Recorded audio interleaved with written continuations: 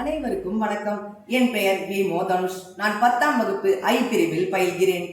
சுற்றுச்சூழல் என்றால் என்னவென்று தெரியுமா? நம்மை சுற்றியுள்ள உயிருள்ள மற்றும் உயிரற்ற பொருட்கள் என அனைத்தையும் குறிக்கும். இன்றைய காலகட்டத்தில் சுற்றுச்சூழல் மிகவும் மோசமான நிலையில் உள்ளது. இன்றே இந்த நிலை என்றால் நம் எதிர்கால சந்ததியரை நினைக்கும் போது என் மனம் வருந்துகிறது. ஆனால் அந்த நிலையை நம்மால் மாற்ற முடியும். அதற்கு தேவையான சிறு முயற்சிகளை எடுத்தால் போதும். தண்ணீரை மாசுபடுத்தாமல் சேமிக்க வேண்டும். மின்சாரத்தை சேமிக்க வேண்டும்.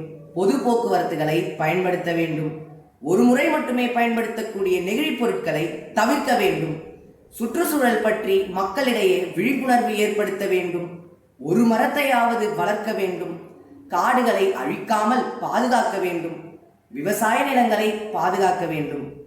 இவ்வாறு சிறு முயற்சிகளை எடுத்தால் சுற்றுச்சூழலை நம்மால் சீராக்க முடியும்.